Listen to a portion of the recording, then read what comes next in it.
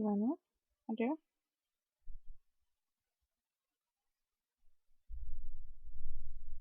Ini ya benar. Oke. Mbak Mimi.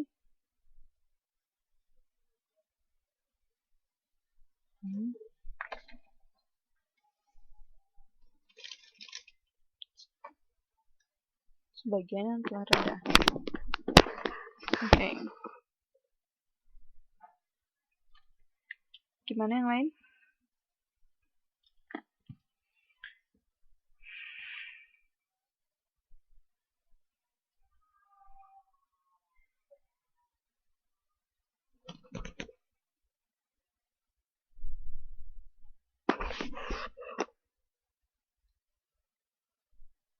Boleh. Gimana coba?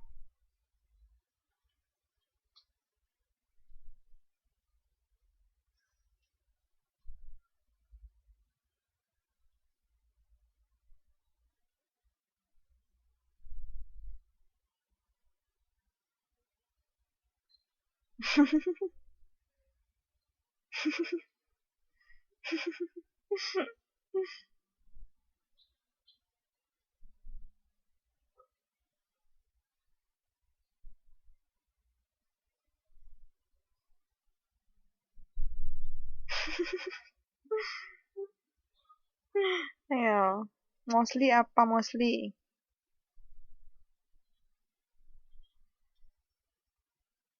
Hmm? Biasanya. Oke, biasanya berarti atau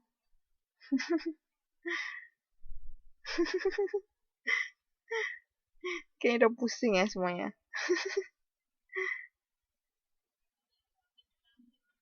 Ya, cayo. Kebanyakan ya. Oke. Hujan turun atau misalnya gerimis turun juga boleh, atau hujan rintik-rintik. Jadi kalau hujan rintik biasanya nggak usah pakai turun lagi, Mas. Di hujan rintik-rintik. Nah, tapi dibilang bukan pada, tapi ke sebelum dia bangun hujannya. Hujannya. Oke. Telah berhenti. Hujannya mostly diartikan hampir. Ya, hampir. Jadi kalau misalnya kita bilang kebanyakan, ya mostly. Jadi jangan dibilang hujan kebanyakan, kan nggak mungkin. Ya, jadi hampir, lebih tepat. Hujan hampir berhenti.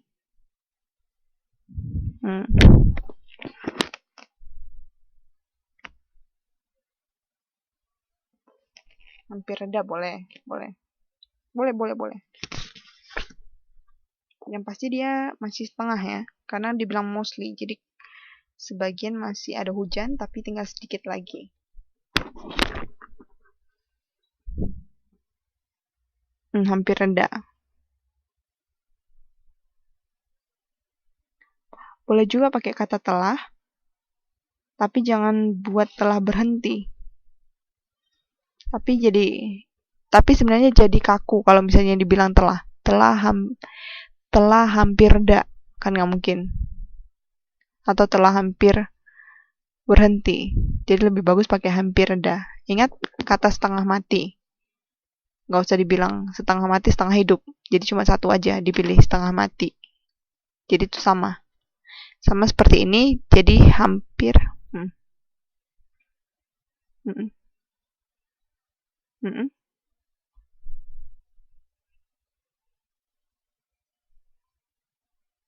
Ya. Hujan. Oke, sebenarnya ini kalimatnya adalah kalimat tanggung sebenarnya kalau saya bilang. Oke, jadi dia mungkin mau bilang kalau hujan itu rintik-rintik. Tapi sebelum dia bangun, hujan itu udah berhenti. Ya, hujan udah mau berhenti gitu. Kalau bahasa ininya ya, bahasa percakapannya. Oke. Bisa?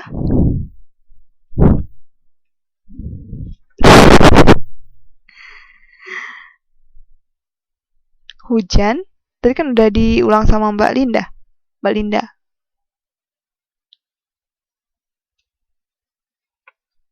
Oh, hujan. Hujan rintik-rintik. Hujan rintik-rintik. Sebenarnya itu titik harusnya. Hujan rintik-rintik, titik. Sebelum dia bangun, hujan hampir reda.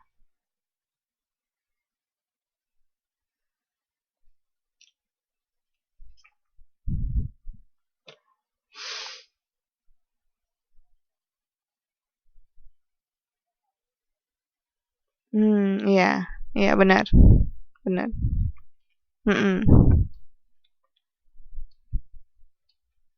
Iya, iya benar. Jadi memang harus sering latihan.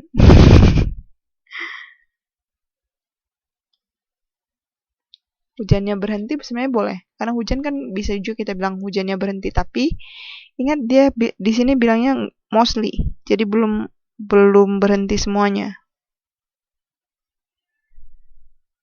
Mulai berhenti boleh, mulai berhenti. Saya nggak kedengaran mulainya. Masih sambil tiduran ya? Suaranya terlalu kecil. Oh ya, baiklah. Oh, oke. Oke, oke, oke, oke. Oke, yang terakhir ini nggak kelihatan ya.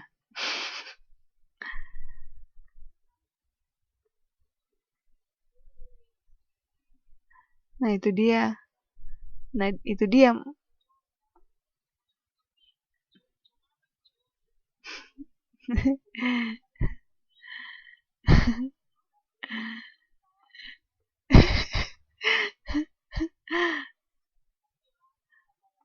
Iya, emang kecil.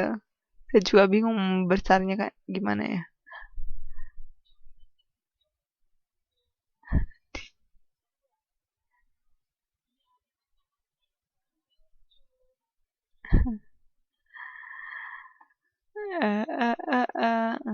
Oke,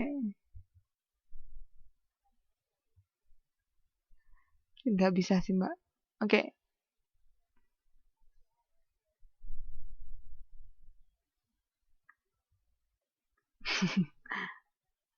Asia.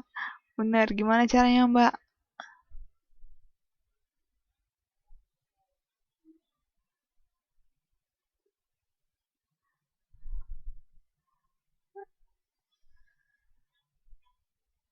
Sayang.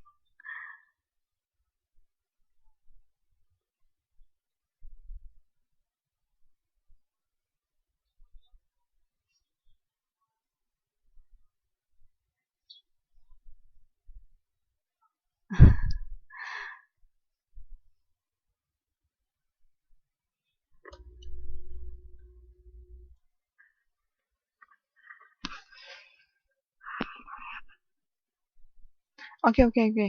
Oke, Mbak. Ini enggak untuk diterjemahin kok. Saya tahu Mbaknya udah ngantuk dan capek. Jadi ini hanya sebagai contoh, tapi nggak kalau bisa dibesarin lebih bagus besarin. Sebagai contoh, ini adalah bentuk laporan. Bentuk laporan atau jurnal. Nah, udah kebaca?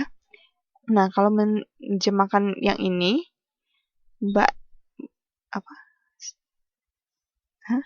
Ngomong apa, Mas?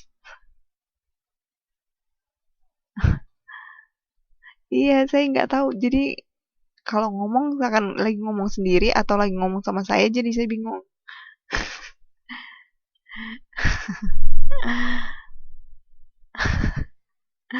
Iya, maaf Mas. Oke, look at here. Nah, ini hanya sebagai contoh dari kalimat di dalam untuk yang ini laporan. Jadi supaya membedakan. Jadi kalau misalnya di laporan biasanya kata-katanya tuh lengkap. Jadi ada subjeknya, ada predikatnya, terus dia pakai infinitive to lebih sering. To accomplish misalnya atau to pursue. Jadi ada kata to infinitive. To get atau to explain. Nah, itu kata-kata yang ada di jurnal. Tapi kalau misalnya di berita, lebih banyak subjek sama adverb. Jadi karena di berita itu dia menceritakan orang atau kejadian. Oke. Setelah itu kalau di history lebih banyak adverb dan dia pasti pakai past tense. Jadi hal itu harus ada, maksudnya Mas dan Mbaknya harus ingat. Jadi kalau misalnya history, nah saya nggak tahu ya ujiannya ini lebih banyak yang mana, tapi kalau misalnya lebih banyak history berarti adverb-nya diperbanyak. Oke, kalau berita berarti kata kerjanya, terus juga subjek atau kata benda.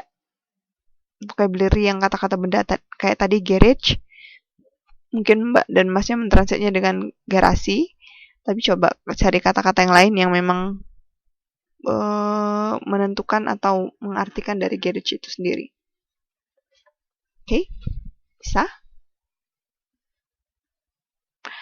Oke, misalnya kayak saya buat, saya ambil hanya beberapa ini, misalnya competence, linguistic competence years. Gimana menerjemahkannya? Linguistic competence.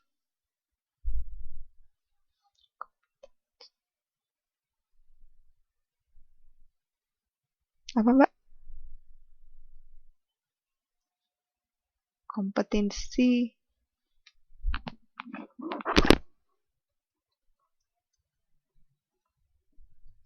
Oke. Saya ketik deh kalau nggak bisa lihat ya. Kemampuan berbahasa Inggris atau kompetensi. Ya, benar. Jadi di sini bukan competition ya, bukan competition, tapi competence. Oke. Setelah itu, kalau misalnya language needs,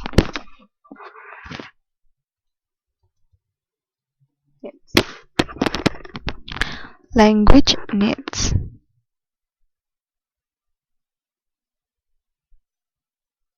Apa? Bahasa memerlukan. Yang lain?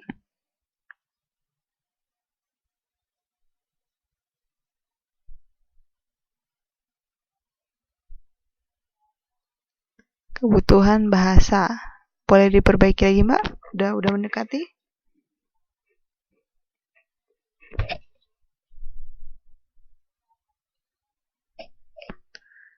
Oke, ingat ya needs-nya di situ lebih ke kata benda. Berarti artinya adalah kebutuhan berbahasa. Oke. Nah, lihat apa beda linguistik sama language. Nah, hal-hal seperti itu.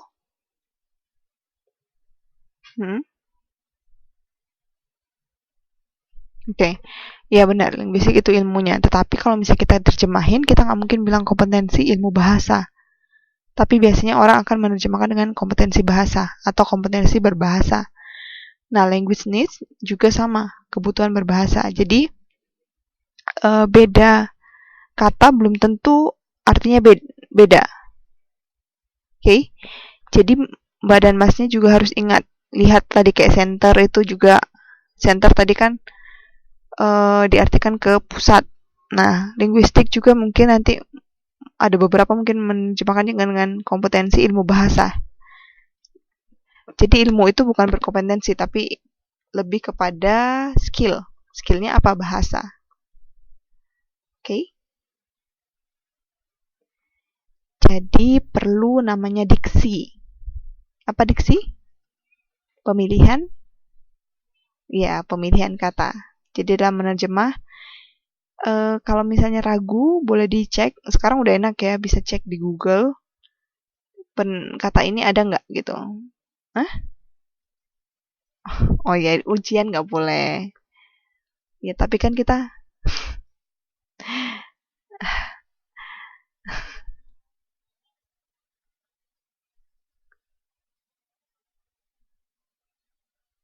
iya, kalau kamu cetak boleh. Memang menerjemahkan sebenarnya lebih bagus adalah kamu cetak. Bagaimanapun kamu cetak lebih, walaupun kamu elektronik lebih cepat, tapi kamu cetak sebenarnya lebih bagus, banyak artinya. Boleh. Biasanya boleh sih. Boleh. Iya, boleh. Tapi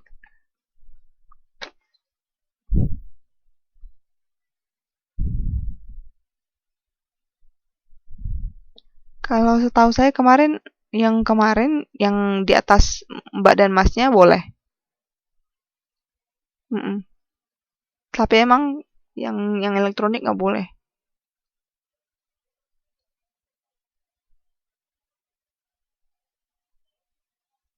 Hmm.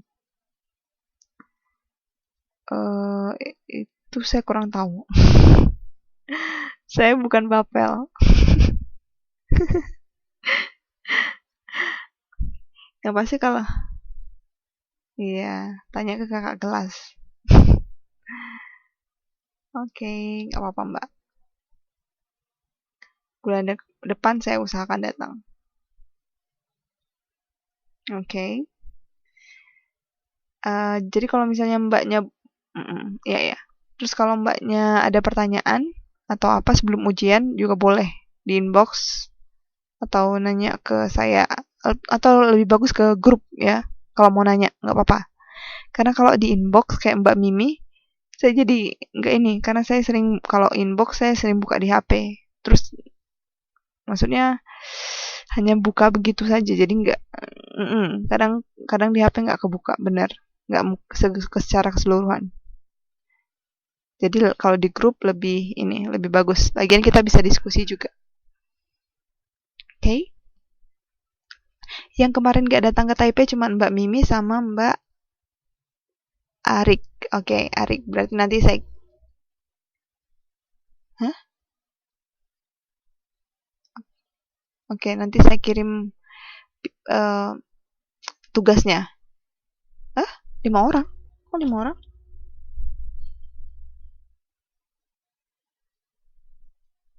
Oh ya, siapa lagi?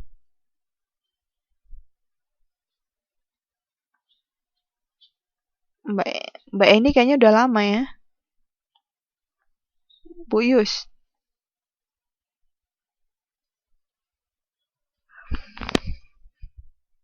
Iya benar.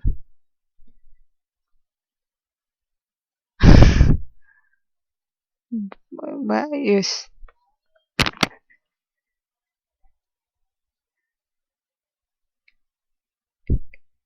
Iya ya, Mbak Yus. Iya benar-benar. Oke. Okay. Jadi nanti uh, yang ada di sini cuma Mbak Ari, Mbak Dede, Mbak Mimi ya. Mbak ini sama Mbak Junita kan nggak ada ya. Berarti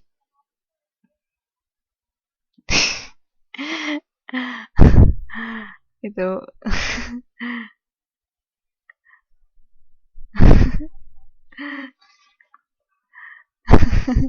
iya. Iya lain kali di booking dulu ibunya duduk dekat.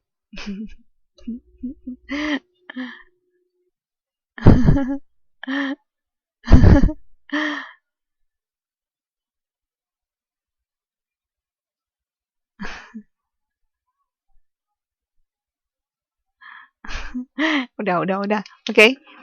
Yang nggak ke Taipei nanti saya post tugas di grup aja ya. Jadi karena saya nggak tahu Facebook mbak-mbaknya. Jadi cuma Mbak Mimi yang tadi ngepost ke inbox. Oke, okay. Oke, okay. See you. It's already 12. So see you. Ya. Yeah. Tapi biasanya ada yang bilang, ini sudah jam 12. Biasanya ada yang bilang gitu. Alarm.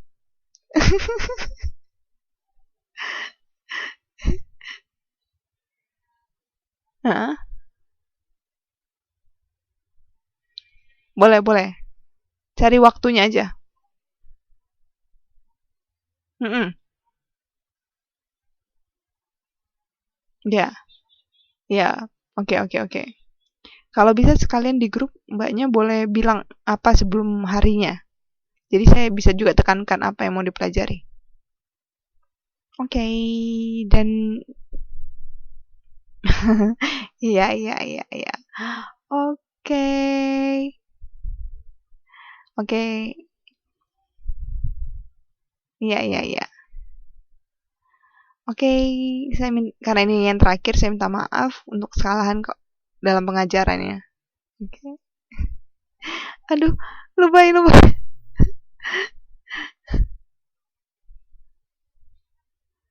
Lulusnya tahun ini. Iya. Oke.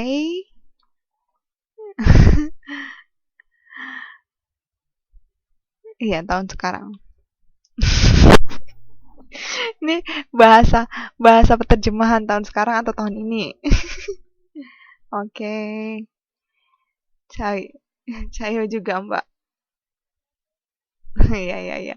Ya benar, ya udah. Oke. Bye bye, see you. Ya, see you in Taipei. Oke.